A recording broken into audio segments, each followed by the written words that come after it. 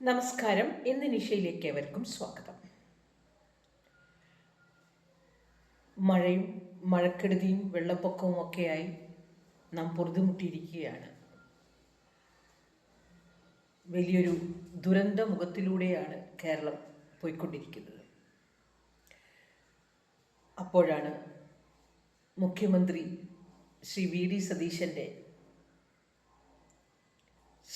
സതീശൻ ഒരു വിരുന്ന് സൽക്കാരത്തിൽ പങ്കെടുക്കുന്നതായ ചിത്രം സോഷ്യൽ മീഡിയയിലെല്ലാം തന്നെ പ്രത്യക്ഷപ്പെടുന്നത്.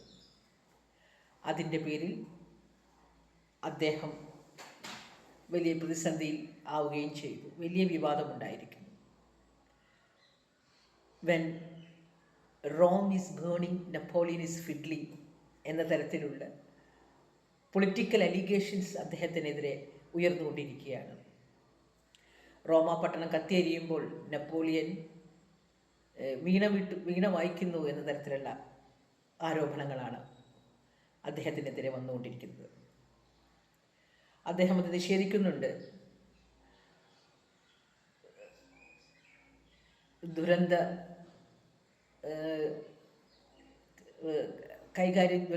കൈകാര്യം ചെയ്യുന്നതിനിടെ അല്ലെങ്കിൽ പ്രവർത്തനങ്ങൾ ഏകോപിപ്പിക്കുന്നതിന് ഇടയിൽ കിട്ടിയ ഇടവേളയിൽ ഒരു സുഹൃത്തിൻ്റെ വീട്ടിൽ കയറി ഭക്ഷണം കഴിച്ചു എന്നാണ് അദ്ദേഹം പറയുന്നത്.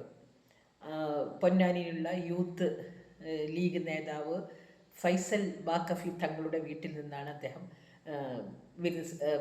ഭക്ഷണം കഴിക്കുന്നത്. ആതിഥേയനായ തങ്ങളും അത് തന്നെ പറയുന്നു. ഇടവേളയിൽ വന്ന സമയത്ത് അദ്ദേഹത്തിന് ഭക്ഷണത്തിന് ക്ഷണിച്ചതാണ് ആ വഴി കൂടെ പോകുമ്പോൾ എന്ന് പറയും.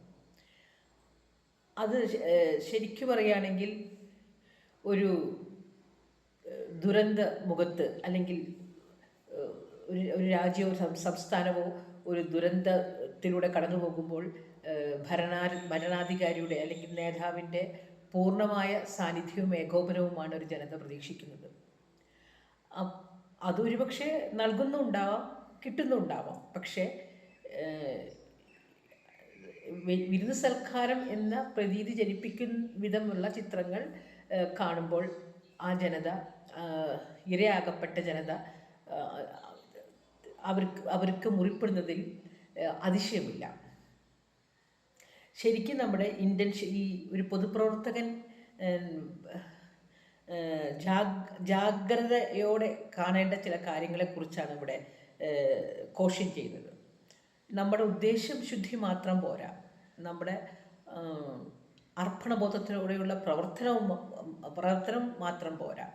അതിലുപരി കൺവിൻസ് ചെയ്യേണ്ട ഒരു ഉത്തരവാദിത്വം കൂടി നേതാക്കൾക്ക്, രാഷ്ട്രീയ പ്രവർത്തകർക്ക്, പൊതുപ്രവർത്തകർക്ക് ഉണ്ടാവേണ്ടതുണ്ട് എന്നൊരു പാഠം കൂടിയാണ് ഇതിൽ നിന്ന് കിട്ടേണ്ടത്. പലപ്പോഴും നമ്മുടെ മനസ്സ് നന്നായാൽ മാത്രം പോരാ, നമ്മുടെ ഇൻറ്റൻഷൻ എത്ര കണ്ട് നന്നായാലും, നമ്മുടെ പ്രവൃത്തി എത്ര കണ്ട് നന്നായാലും നമ്മൾ ചിലപ്പോൾ ചിരിക്കാൻ മറന്നെന്ന് വരാം, വല്ലാതെ അപ്രോച്ചബിൾ അല്ല എന്നുള്ളൊരു പ്രതിച്ഛായ ഉണ്ടായി എന്ന് വരാം. അവരെ ജനങ്ങൾ വോട്ട് ചെയ്യില്ല. അതിന് ഉത്തമ ഉദാഹരണമാണ് നമ്മുടെ മണിപ്പൂരിൽ സമരം ചെയ്ത ആ സ്ത്രീ ഉണ്ടല്ലോ, ഇറോം ഷർമിള. അവർ ഒരു പതിറ്റാണ്ടിലേറെക്കാലം ജനങ്ങൾക്ക് വേണ്ടി നിരാഹാരം കിടന്ന സ്ത്രീയാണ്. പിന്നീട് അവർ ഇലക്ഷന് നിന്നപ്പോൾ അവർക്ക് കേവലം 99 വോട്ടോ അല്ലെങ്കിൽ 100 വോട്ടിൽ താഴെയാണ് കിട്ടിയത്. അവിടെ എത്ര കണ്ട് ഉദ്ദേശശുദ്ധി ഉണ്ടായിട്ടും കാര്യമില്ല. ജനങ്ങൾക്ക് വേണ്ടത് കൊടുക്കുക എന്നാണ്. ഒരു ജനത അവരർഹിക്കുന്ന നേതാവിന് ഒരു ജനതയ്ക്ക് അവരർഹിക്കുന്ന നേതാവേ കിട്ടുള്ളൂ. അപ്പോൾ ഈ ലോകത്ത് അല്ലെങ്കിൽ ഈ പ്രത്യേകമായ ഈ ലോകത്ത് എന്താണ് ജനങ്ങൾ ആഗ്രഹിക്കുന്നത് അത് കൊടുക്കുകയേ നിവൃത്തിയുള്ളൂ. ഒരുപക്ഷെ നല്ല ഗുഡ് ഇൻറ്റൻഷനും അതേപോലെ വ്യക്തിശുദ്ധിയും സ്വഭാവശുദ്ധിയും ഒക്കെയുള്ള ആൾക്കാരെ അല്ല ജനങ്ങൾ ആഗ്രഹിക്കുന്നത്. അവരെ കൺവിൻസ് ചെയ്യണം. പ്രിറ്റൻഷൻസ് വേണം, ഹിപ്പോക്രസി വേണം. നമ്മൾ ജനങ്ങൾക്ക് വേണ്ടി മരിക്കുന്നു എന്നുള്ളൊരു പ്രതിച്ഛായ ഉണ്ടാക്കിയെടുത്താൽ മതി. ചെയ്തില്ലേലും വേണ്ടില്ല. അതാണ് ഇപ്പോൾ ഇവിടെ നടക്കുന്നത്. ഇതിൽ എത്ര കണ്ട് ചെയ്താലും ചെയ്തില്ലേലും ജനങ്ങൾ ആളുകളെ കൊണ്ട് നല്ലത് പറയിപ്പിക്കുക എന്നുള്ളത് വളരെ ബുദ്ധിമുട്ടുള്ള കാര്യമാണ്. ഇവിടെ ഞാൻ കൃത്യമായി ഈ ഇവരുടെ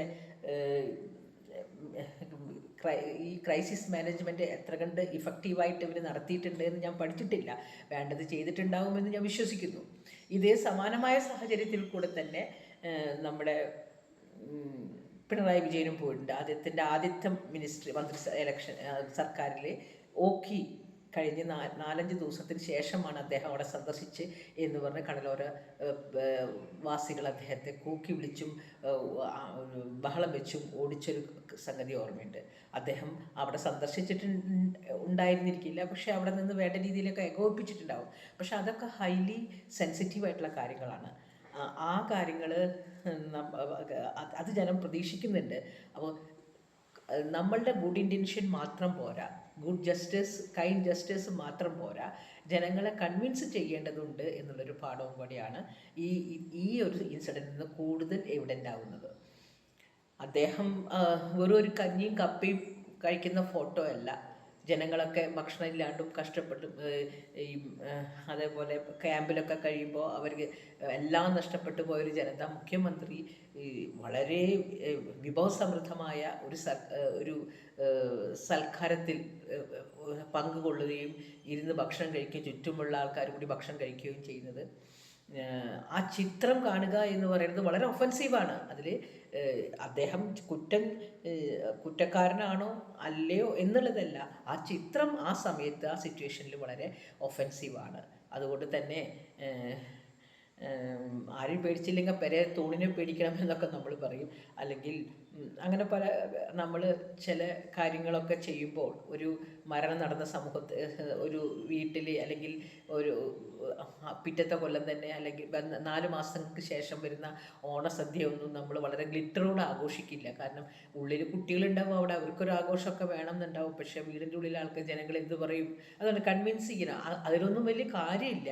പക്ഷെ എന്നാലും നമ്മൾ ഭയന്നിട്ട് അത് ചെയ്യും. ആരും പേടിച്ചില്ലെങ്കിലും പെരയുടെ തൂണിനെ പേടിക്കണമല്ലോ എന്ന് പറഞ്ഞിട്ട്.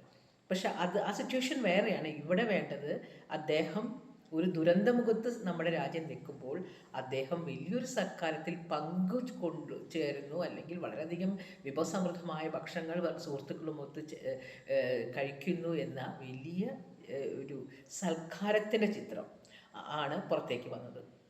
അത് ഒഴിവാക്കാമായിരുന്നു അദ്ദേഹത്തിന് പോണ വഴിയിൽ.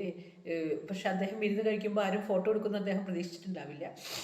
പോണ വഴിയിൽ ഒരു ചായപ്പിടിയിൽ നിന്ന് ഭക്ഷണം കഴിച്ച് വല്ല പുട്ടോ കപ്പയോ ഒക്കെ കഴിക്കുന്ന ഒരു ഫോട്ടോ ഇടുകയായിരുന്നെങ്കിൽ ജനങ്ങളൊക്കെ വളരെ ആശ്വാസമായിരുന്നു. മറയത്ത് എന്തും ചെയ്യാലോ. ചെയ്തുകൊണ്ട് ജനങ്ങൾക്ക് കുഴപ്പമില്ല. ജനങ്ങൾക്ക് വേണ്ടത് നമ്മൾ നല്ല മനസ്സൊന്നുമല്ല.